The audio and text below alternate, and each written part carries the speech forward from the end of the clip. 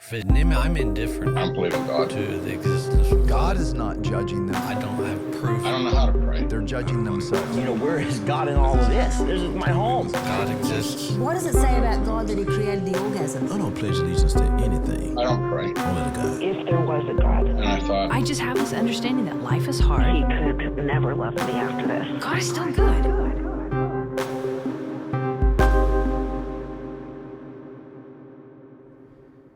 Hey everyone, and welcome to Maybe God.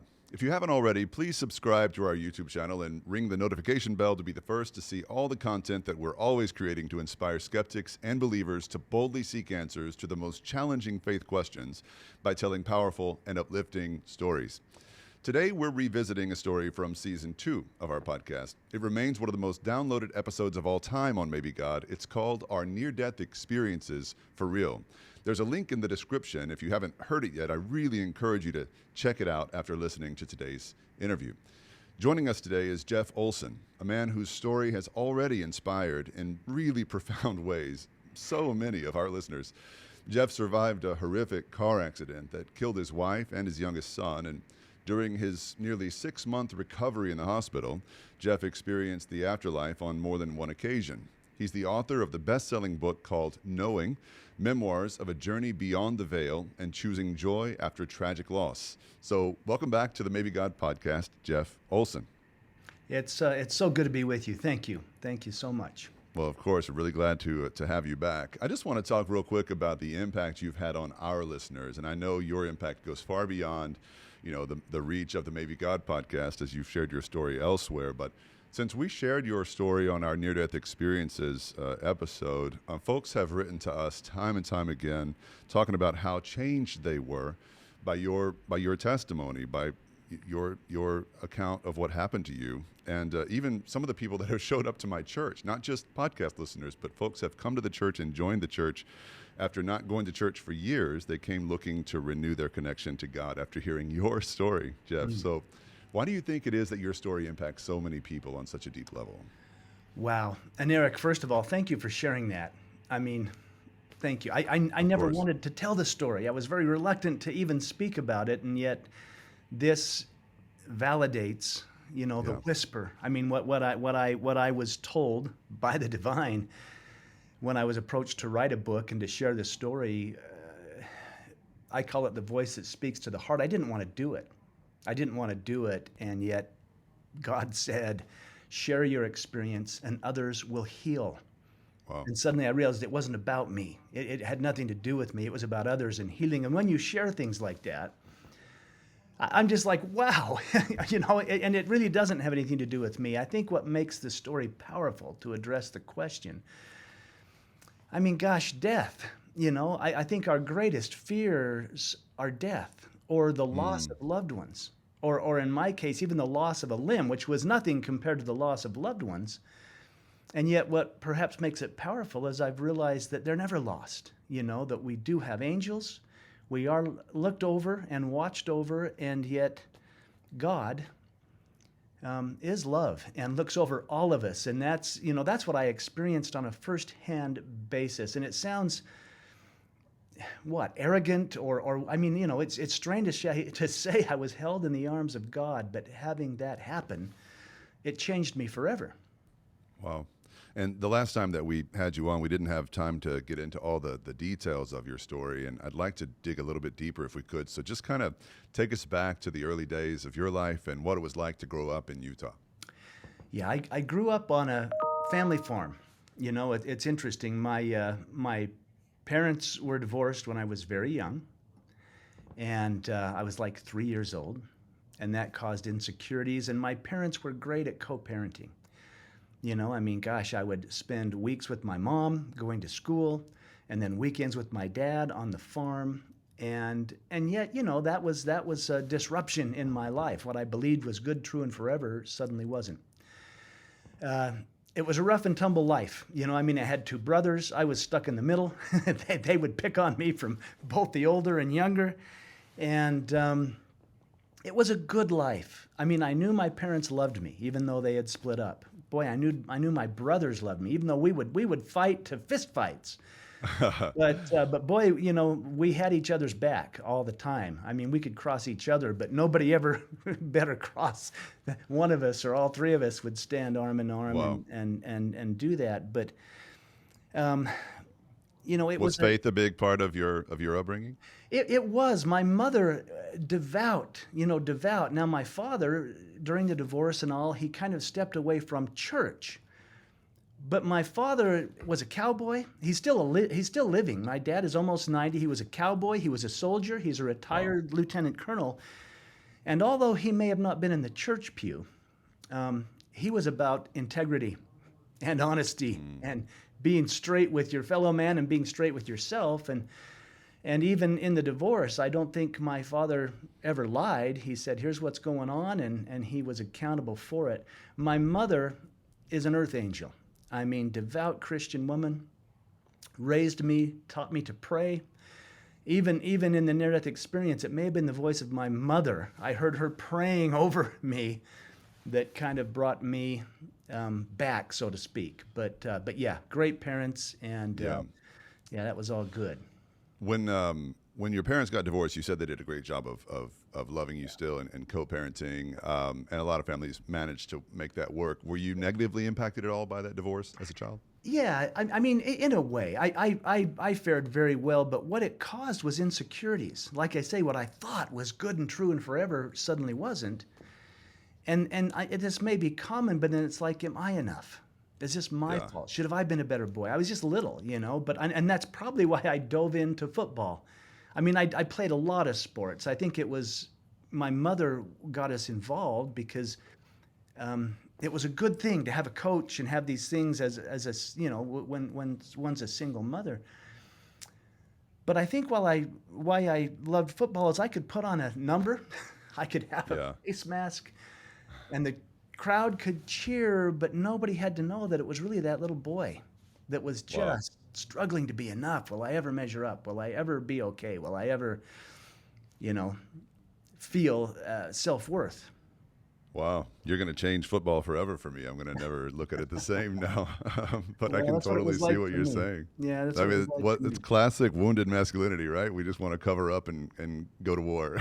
Yeah, I mean, and seriously, and there was anger in me too. I mean, I was aggressive, and that's that was good therapy in a healthy way.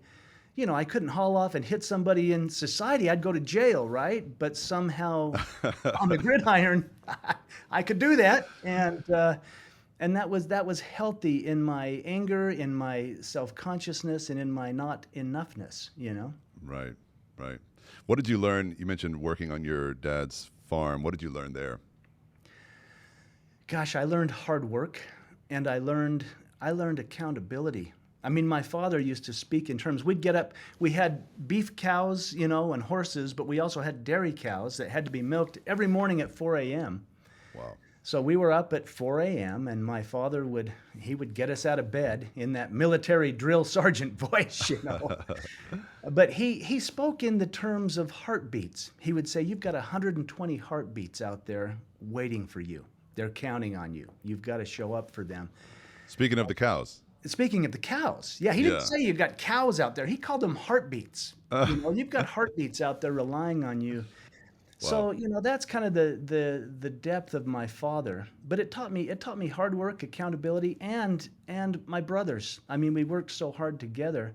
My father would still go on active duty at times, and it'd be up to 3 teenage boys to run the whole operation. Oh wow! And boy, I relied on my brothers. Yeah, I learned who I could count on. Yeah. Right.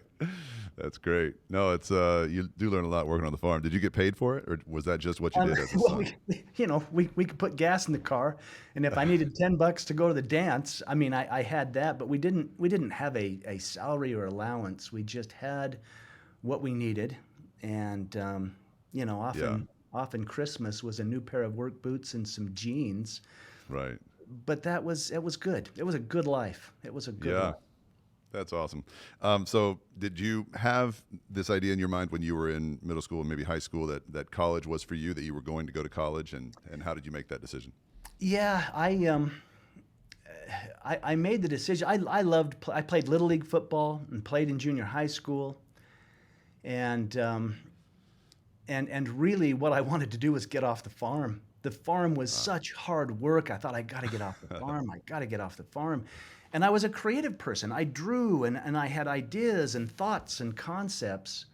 And I wanted to pursue that. And football was my ticket off the farm. Now, oddly enough, I did get off the farm. I went and played Division I football.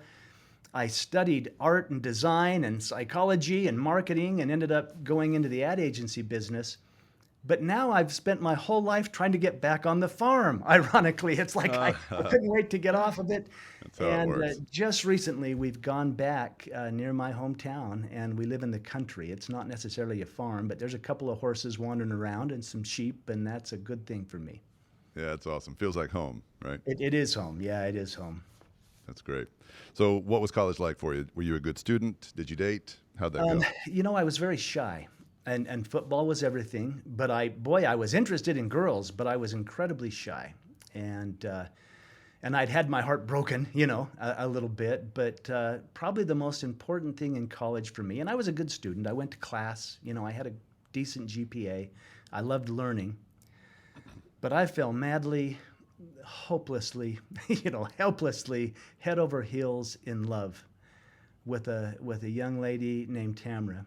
And she walked in the room, and it hit me like a lightning bolt. It was beyond love at first sight. It was a knowing.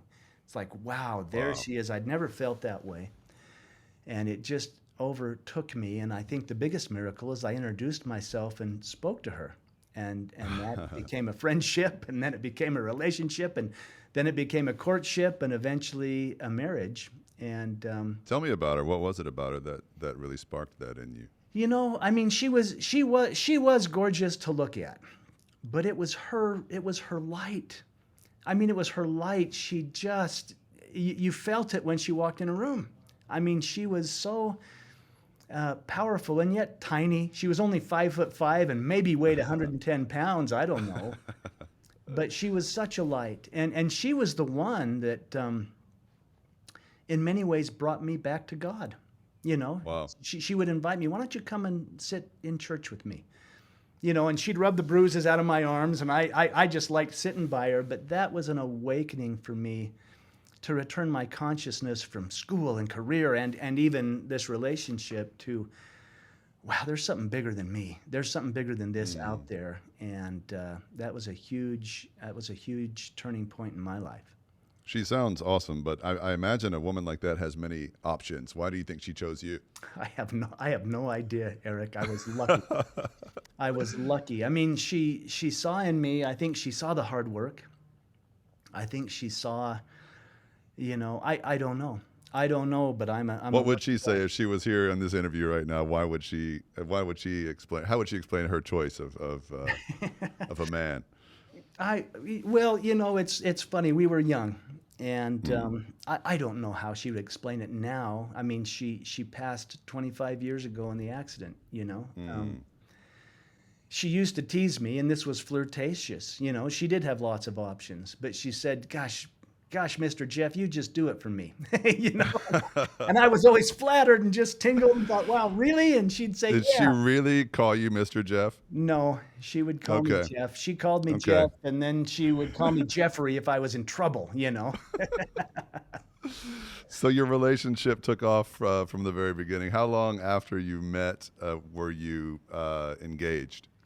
Well, see, it's interesting. We dated, and then I actually left the country for 2 years, and we wrote letters. And she dated and all while I was away, but I got a letter every week from her. And this was back in the day. We didn't have email or mobile phones. We were writing letters, and we'd have, you know, brief, sporadic phone conversations, but not very often. I was in Scotland, and she was here. And then when I returned, gosh, we were madly in love. I mean, I think rather than smooching on the couch, you know, that to literally have to write a letter and like, here's what's in my heart, and here's what I'm experiencing, and here's what I'm feeling.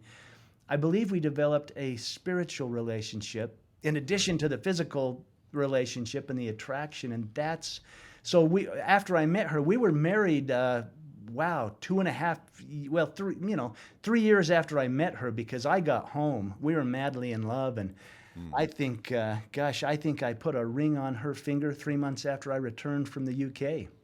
Wow. No hesitation. No, I knew what I knew. I knew the moment she walked in the room 3 years ago, but it Yeah. was finally manifest as a reality.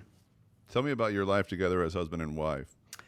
Well, it was awesome. I mean, she taught high school, and I was in my marketing career as a creative person, and she was very left-brained. She taught accounting and business law and things like that. She had a very left brain. I was very right brain, and so it was a good combination of firing. She handled all the finances, and things were good. I mean, we had good jobs. My career was expanding. We built a beautiful little house, up on the hillside, and it was like everything had just fallen into place. Did you have kids right away? We had children. Spencer, our first son, was born in our third year of marriage, and that's part of the story. Yeah. Yeah. Spencer. How many kids did you end up having? Well, we had two together. Spencer came, and he was so joyful, and she was so elated that she wanted to have another child right away. But there had been complications. I mean, she ended up having a partial hysterectomy. We were told we would never have children again. I don't know if it's a hysterectomy, but they had to take one of her ovaries. More information than you need to know, but she was able to get pregnant again with Griffin 6 years after Spencer came. Our second son, Griffin, was born, and we had in vitro and all kinds of medical support in that, but we had two children, and Wow. And that was So kind of a picture perfect, aside from the health scare there, picture perfect life you had there suddenly. Two boys. It was really good. And we used to look at each other and we knew it. We're like, wow, we're really, really not lucky, but blessed. I mean, we worked hard, but we were blessed. Yeah. So just before the accident that we're working our way up to here that changed your life forever, Tamara, if I remember, had a dream. Yeah. A dream that sort of shook her. Just tell us about that dream and how she told you about it. Well, it was interesting because regular morning, and we were actually getting ready to leave on this little Easter road trip, vacation to go see her family. And she was kind of quiet and contemplative, and I hopped in the shower and got out, and she, I said, "Everything okay?" And she said, "Yeah." But I knew something was up, and I said, "What's going on?" And she said, "Oh, I had this crazy dream," and I said, "Oh yeah," and I'm listening. In a nutshell, she said, "Yeah, gosh, I had this dream, and in the dream you were marrying someone else." Ooh. And I was like, "Tamara, we're in love. You know that I'm faithful to you. I mean, what are you talking about?" Don't punish me for a dream. Yeah, and that was the thing. I mean, how can you get mad at me for a dream you had and there's no reason for this? And she said, "Well, that's what bugs me." She said, "I was okay with it."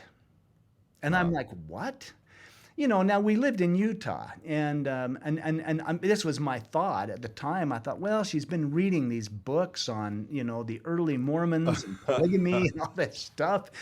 And I thought, has that influenced her? But I was a bit perplexed. Why would she dream that? I've never given her any indication, that like I'm hers and we're together and that's it.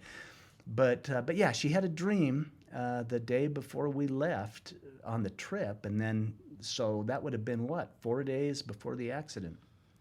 Yeah, and the accident happened the day after Easter. That's correct. What year was that? That was in 1997. The day after Easter in 1997. Take me through the story and just, I know you've told this 1,000 times and it can't get easier every time you do. I'm sorry to put you through it again. For the sake of our listeners, if you would just tell us. Eric, you're kind. And the listeners should know it's been 25 years. I can speak of it now. I couldn't speak of it for a decade, but I can speak of it now. We went to visit her family on Easter. We had a beautiful Easter gathering, family dinners, the kids colored Easter eggs. We did all the traditional things that we had done. And it was the Monday following Easter that we were headed home. It was about a 5-hour drive. And I had buckled the kids in their car seats, and we had said goodbye to everybody, and I loaded the luggage in the back of the car, and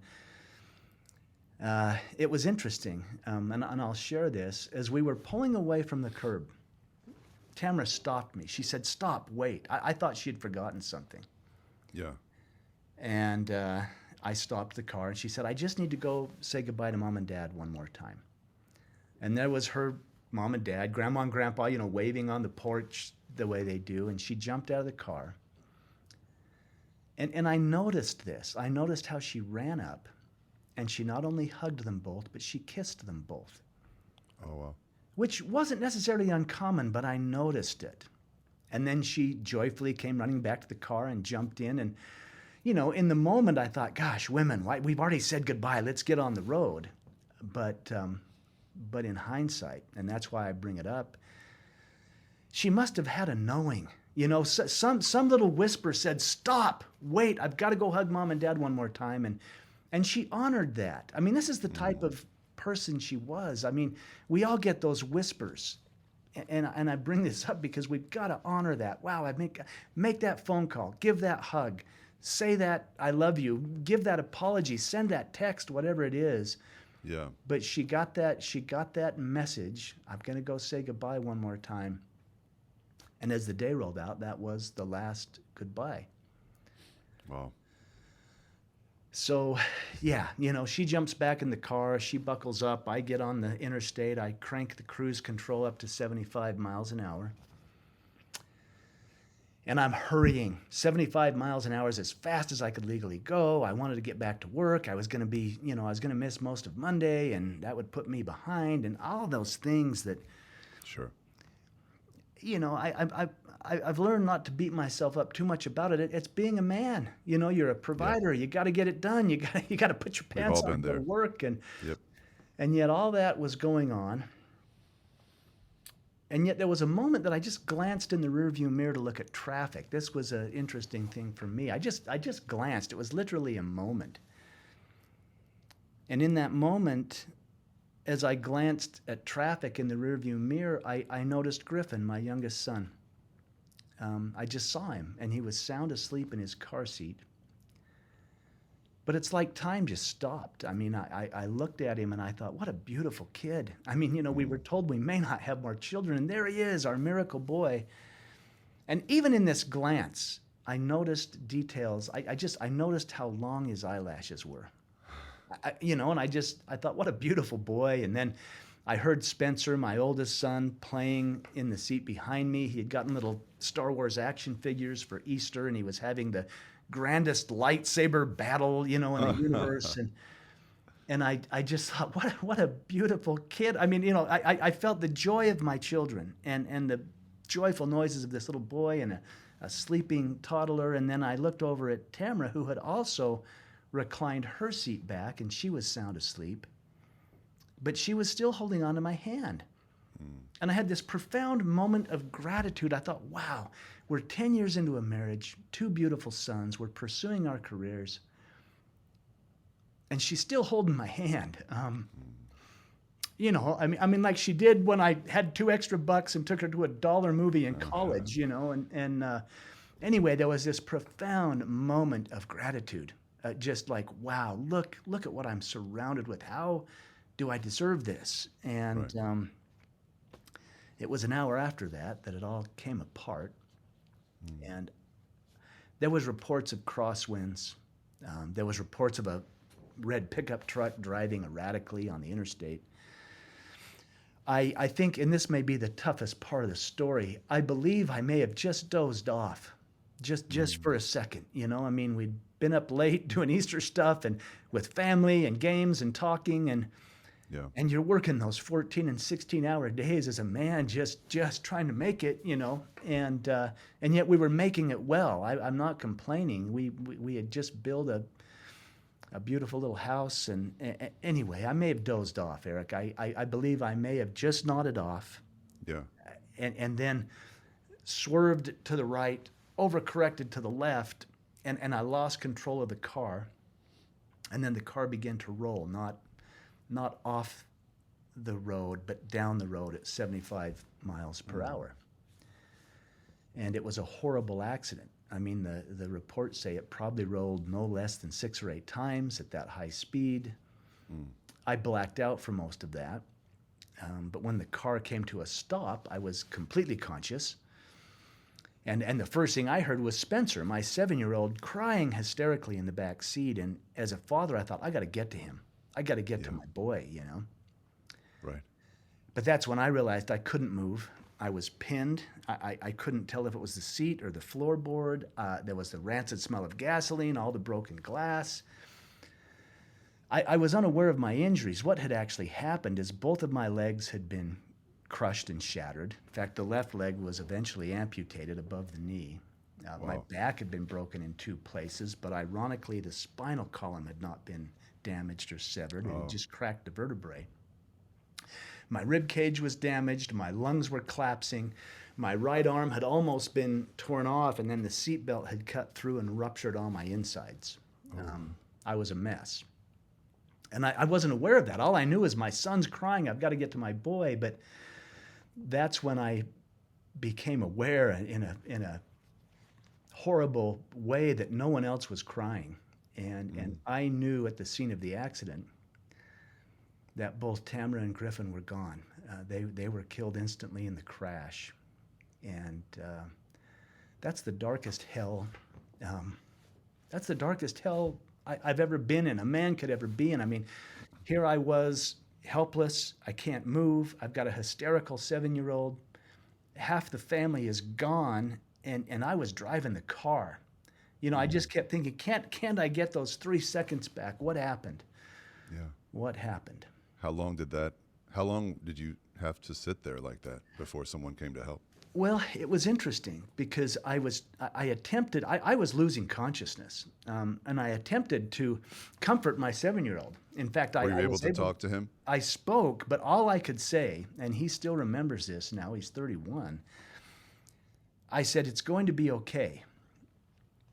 And I thought, that's a lie. This is not okay, you know, and yet he remembers it in a much different way. He's like, "Dad told me it would be okay, and that got me through." Now, at that point, I blacked out, and then I felt light come. Light. It was tangible light came and surrounded me, and it felt as if it was comforting me in this horrible, horrible moment. And it felt like I was rising above or rising above the trauma, the accident scene, literally like I was ascending above it. And then in that light, Tamara, my wife, who I knew was deceased at the scene, and I don't share this to be morbid or graphic, but because she had reclined her seat back, the seatbelt had not restrained her properly. And she had suffered severe head trauma. That's what took her life. But in this light, and I was aware of that at the accident, and yet in this light, she was gorgeous. She was perfect. There was no trauma. She was beautiful. She was angelic.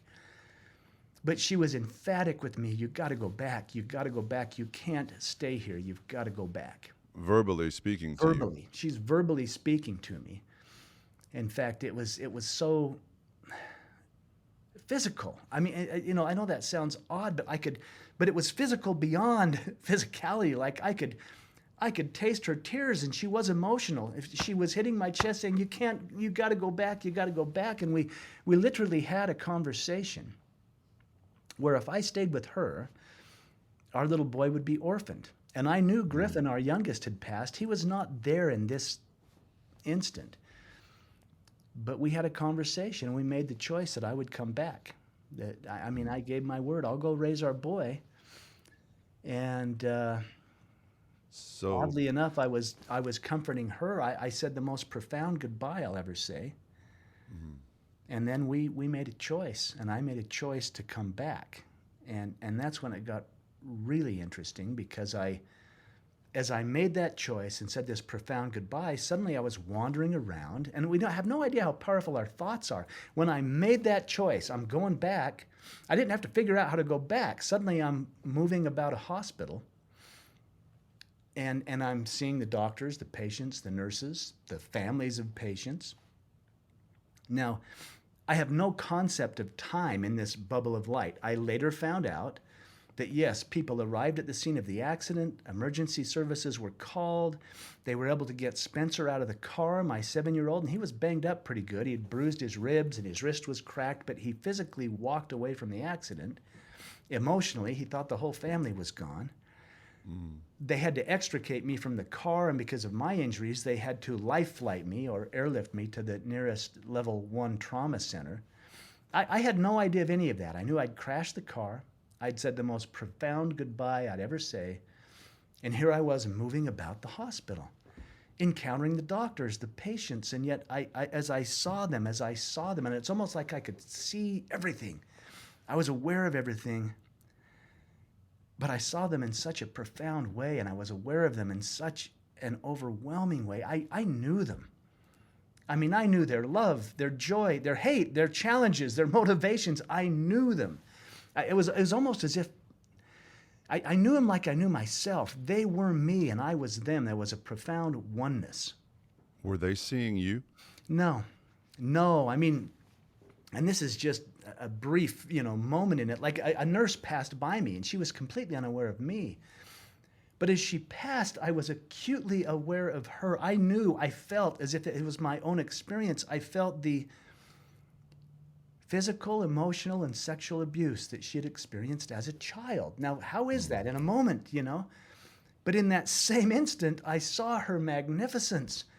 Wow, look at what she's doing. She's here healing and serving. And and everyone I saw, it didn't matter, the heroin addict to the saintly grandmother. I saw their magnificence. I felt their hearts. I knew them, and they were part of me. In fact, a biblical verse came to me, one I knew very well. It's the famous verse where Jesus said, "Inasmuch as you've done it unto the least of one of these, you've done it unto me."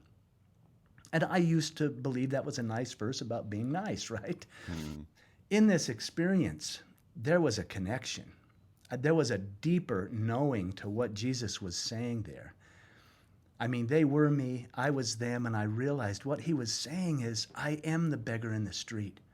I am the man in prison. I am the stranger that's just looking for acceptance. I call it the oneness. I was them, they were me, and we were connected, and there was nothing but profound love. Had you ever experienced anything like that before this traumatic event? No. I mean, in fact, I was probably judgmental. I mean, I was kind, I was fair, but I was probably judgmental. Just like the rest of us, right? Yeah, It's like, I'm glad I got what I got. I'm glad that I'm right. I'm glad that I know and they don't. I mean, I was grateful, but I was probably judgmental at the same time. And in this experience, all of that was disrupted. It was turned inside out and upside down. And I knew I was seeing literally, and my brothers and sisters. I mean, they were strangers in this realm, but I was seeing my siblings as God sees them. I was seeing them in such love and such magnificence, and it shifted me forever. So at that point, just to make sure our listeners are with us, you're having something like an out-of-body experience, because they're not seeing you. You're floating around the hospital. Yeah. Did that strike you as odd that you were not embodied? Well, I was so caught up in the experience. And what actually happened is then I came up on a body or a man laying on a gurney that I didn't feel anything from, which was really odd given the connection I was experiencing with everyone I saw. So I stepped closer and looked. And that's when I realized, that's when the reality really hit. That's me. I'm out of the body, but that was not me. That was my body. That was my skin suit. That was the temple that I had come to dwell in. But I was having this profound connected experience. And there was such a sadness looking at my body. And I now refer to it as my temple. I mean, I'm like, wow, I took it for granted. I didn't realize. I don't have to remind my heart to beat or tell my lungs to breathe or teach my ears to hear. I mean, I was aware of the miracle that our bodies are, and yet mine was so broken. And I knew I've got to get back in. I gave my word. I told Tamara I'm raising our boy, again, our thoughts. I didn't have to figure out how to get back in. I just chose to get back in the body, but then boom, back in the body, to the pain, to the grief, to the regret, to the trauma. Yeah. You remember the choice to go back in the body, like an immediate sort of night and day experience? Like, did you? Yes. Yeah. In fact, it was profound as I stood there looking at it. Okay. And how do you respond to people that would say that was not a real experience that you had? That Yeah, it and was there's a lot of skeptics. I mean, here's the thing. I mean, I've had people say, well, the oxygen was cut off to your brain. This was all a hallucination. And that's okay. But to me, it was so real. And to go from that back into the body, the heaviness, the denseness of physicality, you know, all I can say is that was my experience. It was so real to me. In fact, it was more real than this. You know, this is a weird dream. That was reality to me. And one of the most interesting parts of this to me is that you saw what you saw in other people. You saw this magnificence, as you say, and this oneness with everyone, and saw their stories and felt it. And then you go back to your own body and you enter back into this struggle, and it puts you into this crisis of faith. And I'm like, if it would fit a narrative, but it would be a neater narrative if you had that experience and then you never doubted God again. But you had that experience and then you went right back to real life and started doubting God again. And tell me about that and how that struggle with pain affected your faith. Well, okay, so I'm back in the body, and I'm like, wow, that was weird, you know, but that was so real. And how could I be so conscious when apparently I'm unconscious? But the why questions, you know, why, God? If there's a loving God, how could you allow this to happen? I was doing everything right, you know. I mean, this was the thoughts in my mind. I thought if I did everything right that I would be blessed, and I thought blessed meant protected, and I thought blessed meant financial security. I thought, you know, all these, that there was a war in my head about God, about faith, about belief, and yet there was this undercurrent of, but I had that experience. I was out of the body. What was that? Yeah. While you're at the hospital, like while I'm at the recovering, hospital, you're having this. Yeah. And it's probably worth bringing up too, because I was given a lot of morphine, you know, and such in the hospital. But this experience happened at the scene of the accident before narcotics were administered, and the hospital was horrible. I mean, I was there for almost 5 months. I had 18 surgeries in all, trying to rebuild me and put me back together. And I was on morphine and narcotics, and I had horrible infections, and I kept throwing pulmonary emboli, or the blood clots that lodge in your lungs. And I was in ICU and out to surgical recovery and back in ICU, and it was horrible. Did you have any more of these supernatural encounters, or drifting to the other side? I did. And I would have these moments in the hospital when I would have that feeling again. A nurse or a doctor would come in and I would feel them in that way. But the most profound thing that happened was at the end of my hospital stay. And when I say the end, I'm out of ICU, I'm out of surgical recovery, I'm out of I was actually in the rehabilitation wing. I wasn't even in the, you know, hospital care. I was in the rehabilitation wing. I was still very sick. I was still in the hospital, but I was ready to go home. I was only weeks away from going home. In fact, I think I was about 10 days from going home. And I was off of all the heavy narcotics. I was taking some Tylenol. They were attempting to teach me how to dress my right arm was in a sling. They were trying to do stuff to get the nerves to regenerate and get use of my right arm. My left leg was lopped off or amputated above the knee. My right leg was in a brace, you know, so holding it straight out. I had a colostomy bag because of all the abdominal injuries. And so they were trying to teach me how to care for myself with one working arm, you know. Wow. Long story short, in that instance, and because they had finally closed up the abdominal injuries and put the colostomy bag to take care of all that, I was able to sleep on my side. And on this one particular night, and I'm still so stuck in the grief. I mean, the physical stuff was intense, but nothing compared to the emotional grief of what had happened. And I rolled on my side and I fell into a deep sleep. And sleeping, I became aware of, wow, I'm sleeping. I probably, I've been unconscious and certainly I've gone to sleep, but this was a peaceful sleep. Yeah. And then I felt that light come again. This tangible light, just like at the accident scene. It swirled around me. It was comforting me. I felt as if I was rising above the hospital bed. But in this experience, the light went away. It dispensed. Like, I've seen fog lift off a lake, or it was like that. It's like the light slowly went away, and I was in the most gorgeous, beautiful place. I mean, people say heaven or the other side or the spirit world. There's lots of terms. There's only one word that comes close to what I was experiencing. I was home. I was home. I mean, it felt so welcoming, so even familiar. It's like I'm home, and I began to run. Now, I don't run in my physical body, but there I was running, and once again, it felt so physical. I mean, I could feel the energy of the ground beneath my feet. I could feel the intelligence of my calves and thighs, and I was gleefully running, thinking, I'm home, I'm home. And in that thought, I had the knowing, you're not here to stay. And at that same moment, there was this corridor off to my left, and I knew intuitively, I'm to go this way, and I began to work my way down the corridor. And as I did, at the end of the corridor was a crib. Now, Griffin, my little boy who passed in the accident, he was 14 months old. He was still sleeping in a crib at the time of the accident. So I rushed to this crib, and I looked in it, and there was my little boy.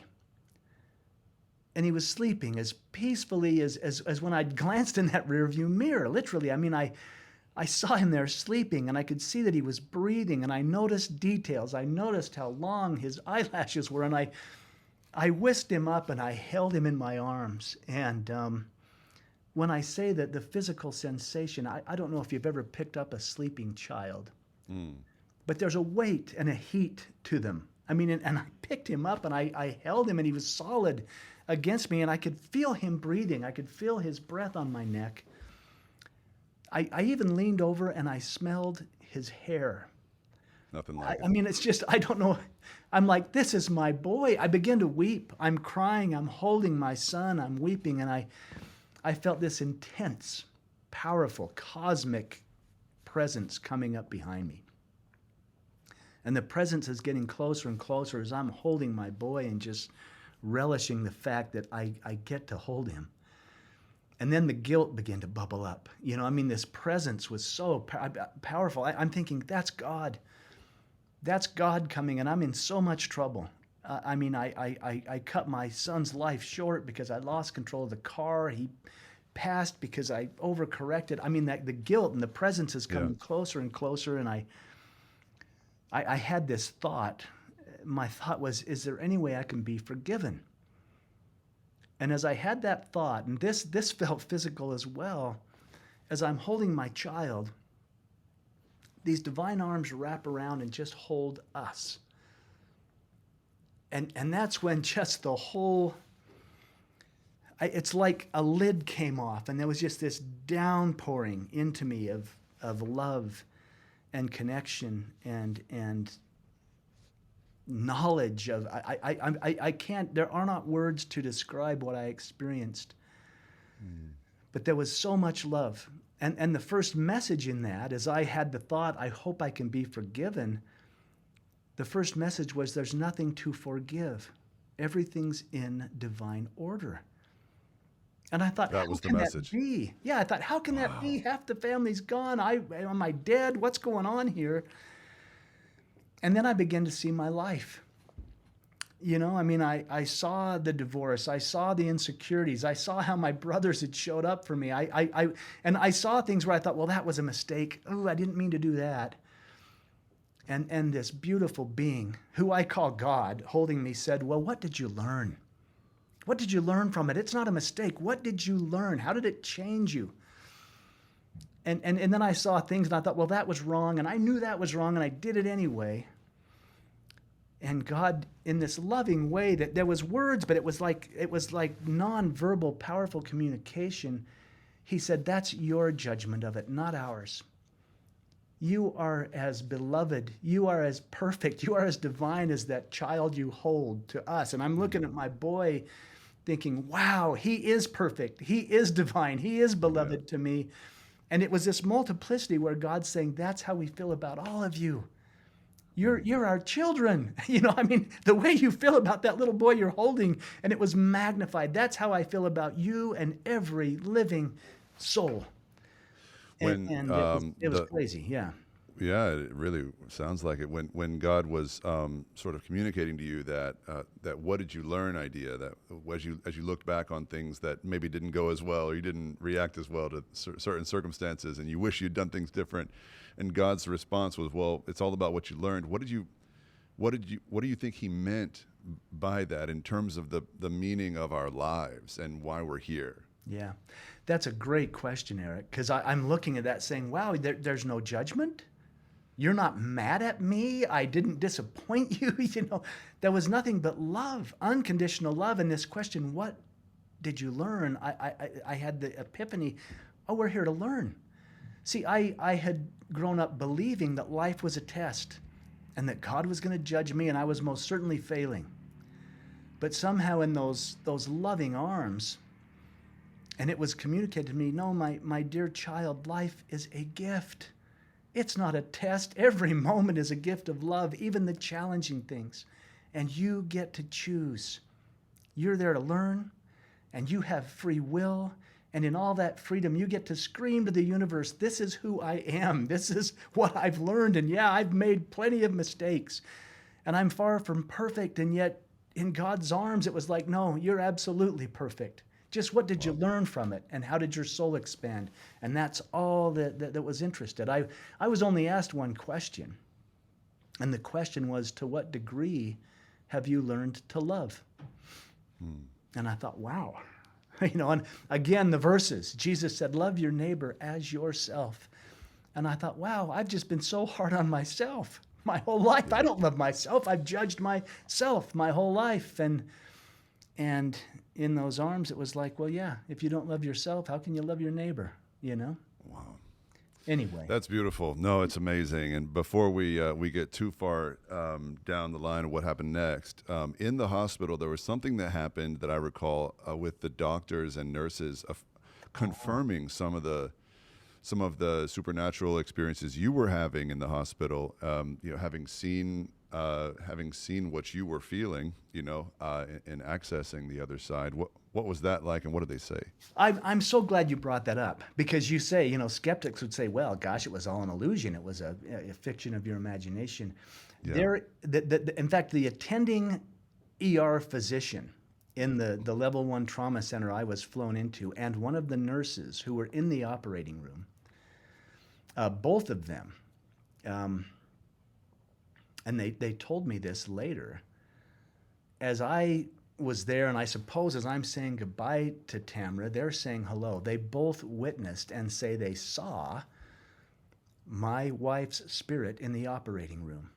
And when they came and told me that, I thought, wow, you mean I'm not crazy? They had an experience too. I knew I wasn't crazy. I didn't need the validation, but it was so interesting that clinicians, strangers, I didn't know these people, came in and they said, we felt compelled. We felt moved that we should share this with you. And the doc and I have become dear friends. I mean, we are friends to this day. Wow. And I asked him, I said, what was she communicating? And he said, she simply was sharing her gratitude for what we were doing to save your life. And I just burst into tears. I said, that's exactly what she would do, And they had no idea that I'd made this deal, that I'd given her my word. And yet for them to have that experience, in fact, Dr. Raymond Moody, who studies out-of-body or near-death experiences and has for years, and he's a researcher. Like I think he's got 3 PhDs in psychology and medicine and all these different things. He said, that's the story. He said that they weren't having a near-death experience. The oxygen wasn't cut off to their brain. Right. And yet they had this profound thing happen at the same time you were having it. They now have termed it a shared death experience. Wow. And, That's cool. and yeah, Dr. Jeff O'Driscoll, his name is Jeff too. He wrote a book and went through this all. He had many spiritual things in the ER, but this was one of the pinnacles for him, and he shared that in his book, Not Yet. That Wow. sounds like a plug, but he's an incredible man, and he's become a dear friend. That's great. No, people often think of doctors and maybe nurses to a lesser degree being sort of cold and clinical in their approach. I've met so many medical professionals who are scientists by trade, but are very open to the spiritual world, and because they've seen too much to deny it. And so I think it's fascinating that happened to you. And another way that this experience, at least this part of the experience you had, was a gift, because without that sort of outside affirmation of your experience, I guess it would have been easy for you to maybe move on or chalk it up to, the lack of oxygen to the brain or whatever, but you had someone else saying, no, we saw it too. Yeah, and I mean, I could have never written it off. It was so real to me, but it was nice because I didn't talk about it, Eric. I didn't speak to people about. The only people that knew what I was experiencing was I told my mother and my brother, and I eventually told my other brother. And then all of a sudden, when the doctor showed up, he became a safe place for me to talk, because I thought, well, if he had an experience, I'm going to share with him what happened to me. And if I'm crazy, he'll put me in the psych ward and get me the medical attention I deserve. And yet we became friends based on that, Wow. on me talking and having a safe place to share. Amazing. So what did this experience do to your, let's say, specifically your Christian faith? Was this a specifically Christian experience? Like, did you experience Jesus in a personal way, or was it a more generally, broadly religious experience? Well, and I cover this in knowing, because the being who held me, and I'll be brief about this, I was being held, but I was shown Jesus. I was shown this incredible man, this beautiful soul that came into the world as a manifestation of pure love. And so, here's a God that's holding me. I'm seeing Jesus, but I'm also having this profound awakening that we are all God's children, and that there is so much love. And it kind of exploded in my mind and in my heart that I don't have to play the right-wrong game. I mean, what Jesus showed the world is love, God's love. It shifted for me. I didn't feel as if, he came to do religion. No, he came to manifest love, and it was the love I was experiencing. The God that held me, well, yes, Jesus was a manifestation of that love, but it wasn't about right and wrong. It was about a connection. It was about forgiveness. It was about compassion. Yeah, at least at the first experience, right? Because you said he also showed you experiences and said, what'd you learn? As if to say there is a right and wrong, but we deal with right and wrong as a response to our having received his love, and not the other way around. We don't get his love because we do the right thing. Yeah. I think, what shifted for me, I suppose, was I became acutely aware of powerful forces, fear, and I believe I lived my life in fear. Well, I better do it right. I better do it this way. I don't want to go to hell. That was fear. Suddenly I stepped into a place of love. It's like, oh, wow, love is the most powerful force in the universe.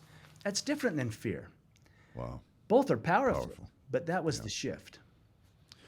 Amazing. What did you do as you're getting released from the hospital? What did you do to start rebuilding your life and putting the pieces back together? Where was your son that whole time, and kind of what'd you do in the aftermath?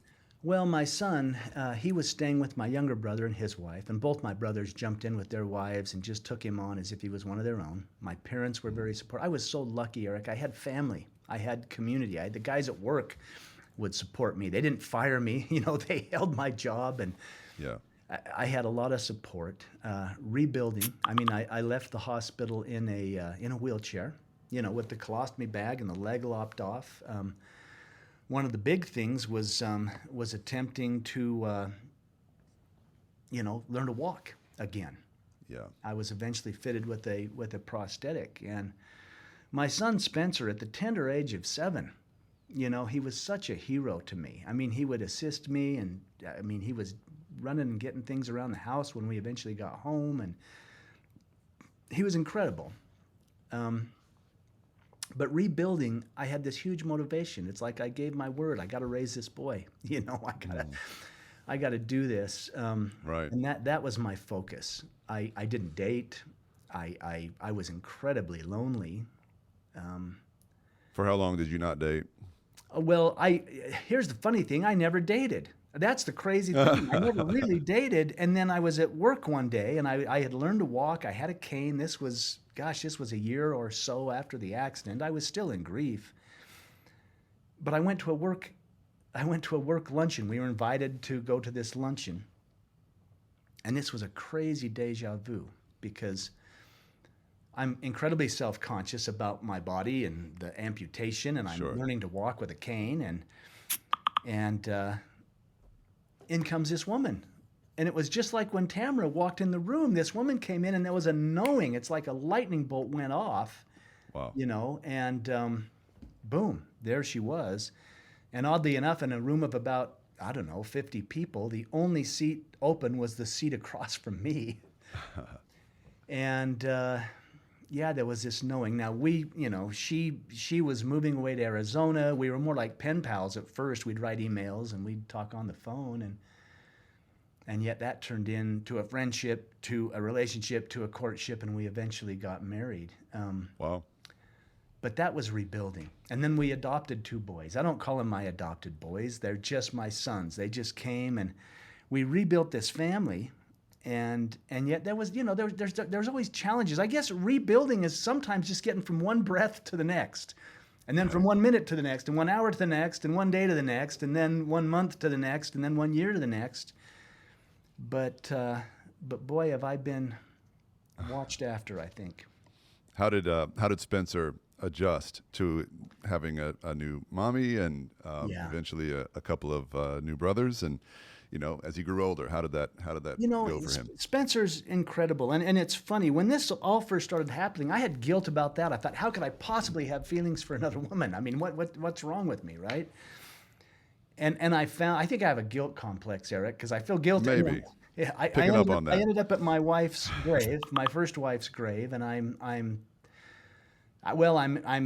in a fighting mood. I'm like, how dare you? You left me. You're in that beautiful place, and I'm down here limping around attempting to raise our son, and I'm like pouring my guts out at my wife's grave, and I know she's not in the grave, but based on my experience, that was a place I could go, and I needed to connect. And as I lamented, I swear she came to me and put her hands on my back. I felt them. I couldn't see her, and she communicated to me.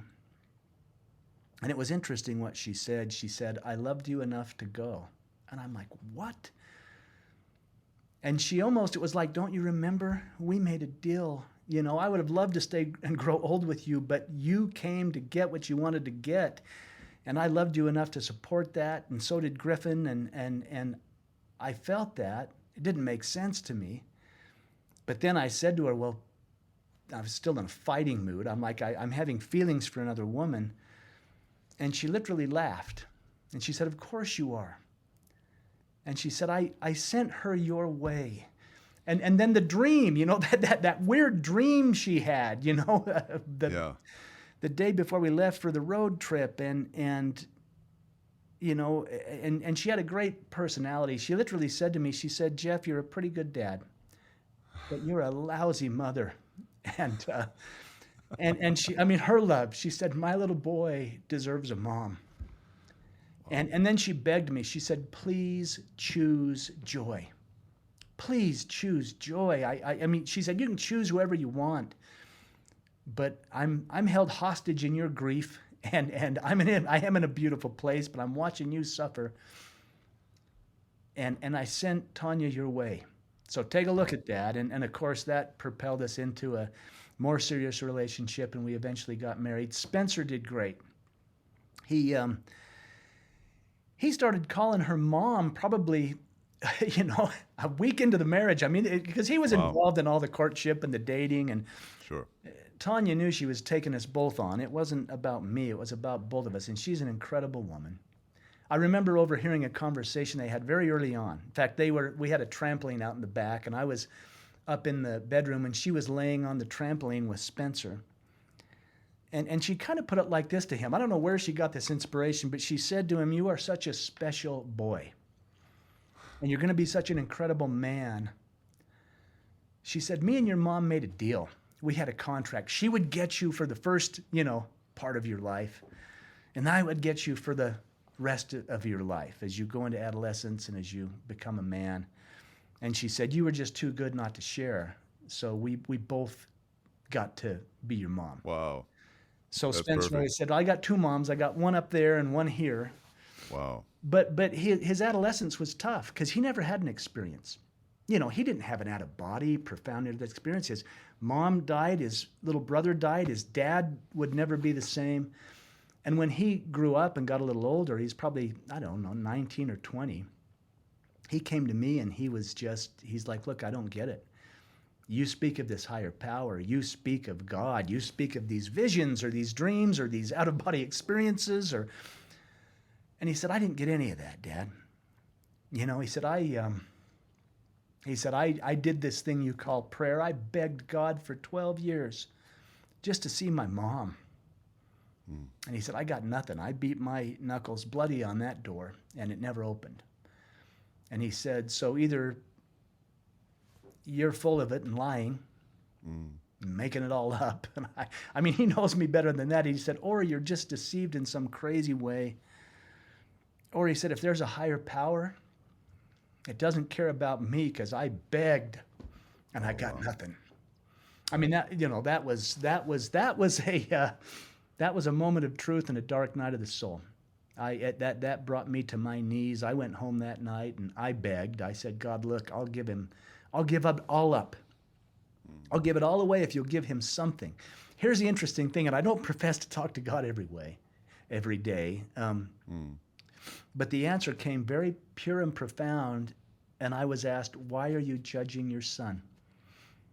Why do you think your experience is better than his? Why do you think that what you got is more powerful than what he got? He got what was perfect for his soul's expansion. You got what was perfect for your soul's expansion. Stop judging your son. Don't you know I've got him? I've got him.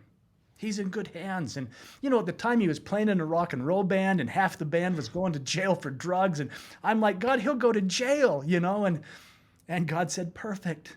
That's what he came to experience. Your job, Dad, is to love him. Love him unconditionally." Do you not get that yet, And anyway, it turned out beautifully. Spencer Did you say, wait, did you go back to Spencer and share that with him? Like, what was your response No. to his No. sort of dark night of the soul? I went back, and it wouldn't have done any good for me to say, "Hey, I talked to God again." That wouldn't. I just went back and told him how much I loved him and how proud I was of him, and that I knew he's a magnificent man that will make magnificent decisions in his life, and he did. My job was to love him unconditionally and stop putting conditions on his experience, and he has become the most compassionate man I know. In fact, Wow. we just wrote a book together called "Where Yeah. Are You?" Yeah, I'm holding it right here. So Spencer's 31 now, 31. Yeah. and he teamed up with you, dear old Dad, to write a book called "Where Are You," which is a great title, by the way, because it's multi-layered. I love multi-layered titles. But fathers and sons play games where we look for each other and say, "Where are you?" But I know this is about us and God too. Like, where are you, God? Well, you get it. You get it. There's deep meaning. Well, It's I'm a a dad. simple book. Yeah, you're a dad. Yeah. You get it. Spencer even says it's introspective. Where are you? Meaning, where am I? Where am I in Right. my life, and where am I going? Yeah. Where are you at? That's right. Yeah. So what was the process like writing this book, and what's the response been? Well, it was beautiful. I mean, Spencer, he wanted to do this because as he grew up and fell in love himself and began to realize in a more powerful way what maybe I had experienced as a young man, he said, "Gosh, everybody would say to me, 'Oh, your mother's in a better place.' And he said, I just wanted to hit him in the mouth." He said, "The best place for her to be is with me," And he But he wrote this book from the innocence of a 7-year-old, and I assisted him in illustrating it, and we collaborated. But he said, hey, I want people to know the journey. In fact, when we began, I said, well, I've got to find a little boy that looks like you, and I'll try. He said, no, Dad, this is not about me. I think he had an experience not with prayer, but he said, this is not my story. This is everyone's story. He said, put all races, put all genders, put all ages in this book. We thought we were writing a children's book, but we've learned that adults have embraced it, and it's really perfect for anybody who misses someone. But anyway, some guys fish, some guys golf. We wrote a book together, and it was fun. It was really good to do with him. That's great. Now, since all of this has happened to you and in the years since, have you still had some of the same experiences of the other world, of the spiritual realm? Do you still see people like you did that day in the hospital? Do you still see everyone's sort of essence and magnificence? You know, Eric, I wish I did. And sometimes I do. I have had those moments where, call it the veil, if you will, is lifted. And yes, I have had that. It's not a day-to-day experience. Can you tell me about a moment you're walking around in your body now and you come across someone and... Yeah, there was a profound moment, actually. I was leaving work. This was years after I had remarried. Tanya was coming to get me from work. I'd taken the bus into the city, and it was going to be date night. We were going to go have dinner. So she was coming to pick me up, and I came out of the office, and there was a homeless guy, and he came up and started asking me for money, and I kind of said, hey, look, I gotta go. My wife's waiting there. And it was that whisper. Something just said, look at him. And I looked at him right in his eyes, and suddenly he was my brother's. He was me. Had I not had the support that I had, that would have been me on the street corner, strung out, wondering what happened in my life. And then in a moment, forgive the tears, he was divine. There I was looking at the master. It's like, wow, there's God right there. And I threw my arms around him. I just held him, and I began to weep. And he just hugged me back. And then we separated, and I'm sure my wife was thinking, what is he doing, But we just embraced. And then I pulled back and looked at him again, and he looked at me, and suddenly, I'd have given him everything in my wallet. He didn't need the money. He just wanted to be acknowledged.